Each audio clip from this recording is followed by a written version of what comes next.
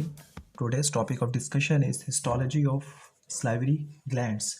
आज हम serous sales और म्यूकस सेल के दरमियान डिफरेंस लिखेंगे और इसके साथ हम इंटरकलेटेड डक्ट्स, स्टोमाटिक डक्ट्स, इन दोनों को मिला के हम कह सकते हैं इंट्रालोब्यूलर डक्ट, और तीसरा एक्सक्रीटरी डक्ट, इसके दरमियान डिफरेंस लिखेंगे। तो फिर स्टार्ट करते हैं अपने इस वीडियो को। तो सबसे पहले हम स्टार्ट करेंगे सीरस सेल्स और म्यूकस सेल का डिफरेंस हिस्टोलॉजिकली। ओके, तो जो पहला जो डिफरेंस होगा सीरस सेल्स का और म्यूकस सेल्स का, वो इनके न्यूक्लियस पे होगा। सबसे पहले मैं आपको डायग्राम से दिखा देता हूँ सीरस सेल्स और म्यूकस सेल होते क्या है, फिर आपको मैं डिफरेंस बताऊंगा।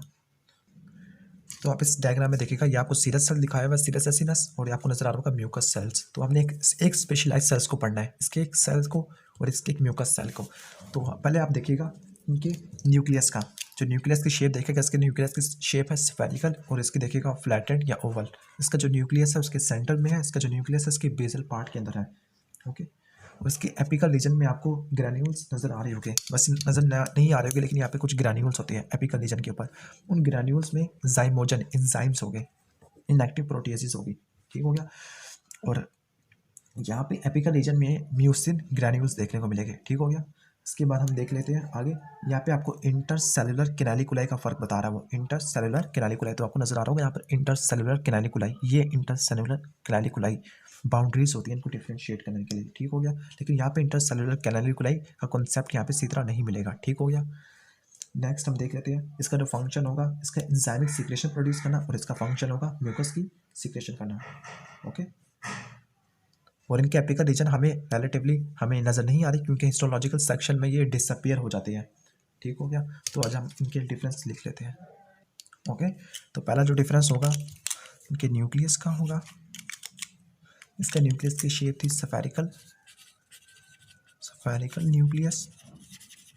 तो म्यूकस सेल का जो न्यूक्लियस था वो ओवल या फ्लैटेंड था। इसका न्यूक्लियस था ओके सेंटर में कह सकते हैं, या फिर स्पेसिफिकली हम क्या लेते हैं बेजल पार्ट में, वैसे इनका न्यूक्लियस वैसे सेंटर में होता है, और इसका न्यूक्लियस हम कह सकते हैं बेजल पार्ट के अंदर, ठीक हो गया, ठीक हो गया। इनके एपिकल रीजन में ग्रैन्यूल्स देखने को मिलते हैं, उस ग्रैन्यूल को बोलते हैं जाइमोजन ग्रैन्यूल्स। तो इसके एपिकल रीजन में हमें ग्रैन्यूल्स हो गए, यहाँ पे भी ग्रैन्यूल्स हो गए, लेकिन यहाँ पे जो ग्रैन्यूल्स हो गए उसको बोलेंगे जाइमोजन ग्रैन्यूल्स। यहाँ पे जो ग्रैन्यूल्स हो गए उसको बोलेंगे हम म्यूसिन ग्रैन्यूल्स। इसके एपिकल रीजन में एसिडोफिलिक स्टेनिंग होगी, यानी एसिडोफिलिक अपीयर होगा इसका एपिकल रीजन। इसके एपिकल रीजन की स्टेनिंग होगी वो एसिडोफिलिक होगी। अगर हम हिमाटॉक्सिलिन ईओसिन स्टेनिंग करें, इसका जो एपिकल रीजन है इसकी स्टेनिंग होगी बेजोफिलिक, सॉरी इसकी जो स्टेनिंग होती नहीं है, क्योंकि यहाँ पे जो म्यूसिन सेल्स होते हैं, म्यूसिन ग्रैन्यूल्स, वो वॉश आउट हो जाते हैं, म्यूसिन ग्रैन्यूल्स वॉश हो जाते हैं, जिसकी वजह से हमें नो स्टेनिंग देखने को मिलती है, ठीक हो गया। नंबर 4, इंटरसेलुलर कैनालिकुलाई मौजूद हो गए एडजेसेंट सीरस सेल के दरमियान, इंटरसेलुलर कैनालिकुलाई। तो यहाँ पे इंटरसेलुलर कैनालिकुलाई होगा एडजेसेंट सीरस सेल्स के दरमियान। यहाँ पे इंटरसेलुलर कैनालिकुलाई नहीं होगा। नंबर 5, लास्ट डिफरेंस होगा इनके सिक्रेशन का। जो सीरस सेल्स होते हैं ये thin watery enzymic secretion produce करते हैं, जिसको बोलते हैं serous secretion, produces thin watery secretion, जिसको हम सीरस सिक्रेशन बोलते हैं। ये प्रोड्यूस करते हैं म्यूसिन, म्यूसिन एक हाइड्रोफिलिक ग्लाइकोप्रोटीन है। म्यूसिन की हाइड्रेशन होती है तो बनता है म्यूकस, जो लुब्रिकेशन और प्रोटेक्शन प्रोवाइड करेगा। ओके, तो ये तो था सीरस और म्यूकस सेल्स में डिफरेंस। अगला जो डिफरेंस होगा वो हम डक्ट सिस्टम के अंदर देखेंगे। किन किन डक्ट सिस्टम में? इंटरकलेटेड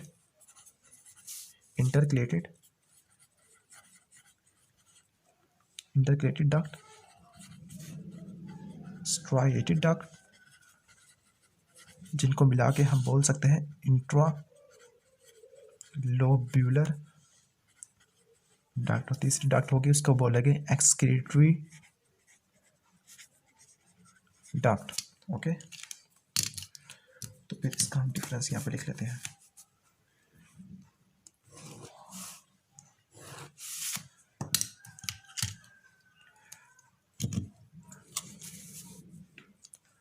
तो सबसे पहला जो डिफरेंस होगा वो डायमीटर का होगा। इंटरकलेटेड डक्ट का जो डायमीटर होता है रिलेटिवली स्मॉल होता है, स्मॉल डायमीटर। स्ट्राइएटेड डक्ट का डायमीटर रिलेटिवली लार्जर होता है। एक्सक्रीटरी डक्ट का डायमीटर सबसे ज़्यादा बड़ा होता है, लार्जेस्ट डायमीटर। इंटरकलेटेड डक्ट, यहाँ पे सिक्रेटरी एंड पीसेज एंड होते हैं, यानी जो सिक्रेटरी सेल्स होते हैं वो डायरेक्टली इस डक्ट में ओपन होते हैं। Secretory end pieces open into it. Striated duct के अंदर ओपनिंग होती है इंटरकलेटेड डक्ट की।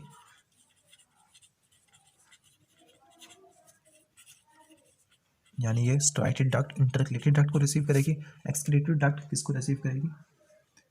स्ट्राइएटेड डक्ट को। ठीक हो गया। स्ट्राइएटेड डक्ट आगे जाएगी इंटरलोब्यूलर में,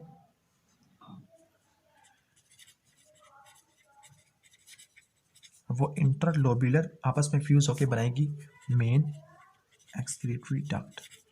ठीक हो गया। अब लास्ट नहीं बल्कि तीसरा डिफरेंस इनके एपिथेलियम का। इंटरकलेटेड डक्ट की एपिथेलियम होती है simple cuboidal epithelium. Striated duct की होती है low columnar epithelium.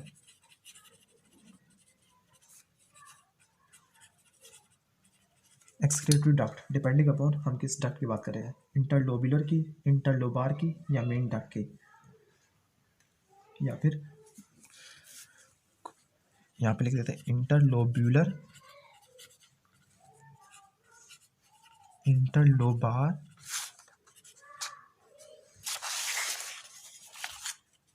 Main duct. और जब इसने ओपन होना होता है ओरल कैविटी में तब इसकी एपिथेलियम क्या होती है, और बिफोर इट्स ओपनिंग। अब जो इंटरलोब्यूलर इस पार्ट की जो एपिथेलियम है इसको बोलते हैं, वो होती है simple cuboidal epithelium. Simple cuboidal epithelium. Interlobar इसकी जो एपिथेलियम होती है उसको बोल सकते हैं pseudo stratified columnar epithelium. Pseudo stratified columnar epithelium.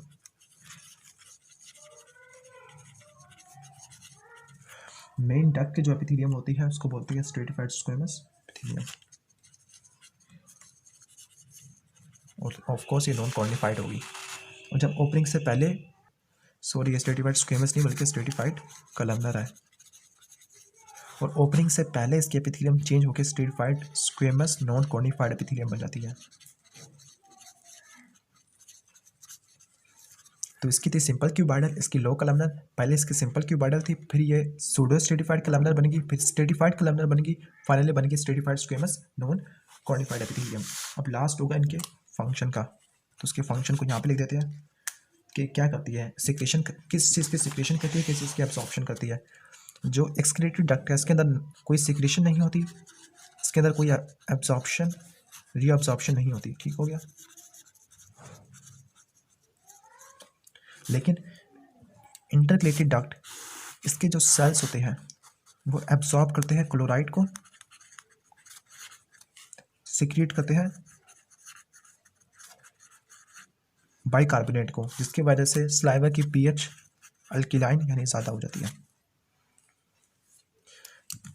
जो ये वाले सेल्स हैं स्ट्राइएटेड डक्ट, ये रीअब्जॉर्ब करते हैं सोडियम को, क्लोराइड को, सिक्रीट करते हैं पोटेशियम को। सब सोडियम और क्लोराइड की रीअब्जॉर्प्शन होती है तो फिर वाटर उसको फॉलो करता है, जिसकी वजह से saliva always hypotonic as compare to plasma. जबकि एक्सक्रीटरी डक्ट का कोई काम नहीं होता, ना ही सिक्रेशन ना ही रीअब्जॉर्प्शन में। तो यह था basic histological difference intercalated duct system में और सीरस और म्यूकस सेल्स में। अगर वीडियो पसंद आई तो इसको लाइक कीजिएगा और चैनल को सब्सक्राइब करना मत भूलिएगा। Thanks for watching this video.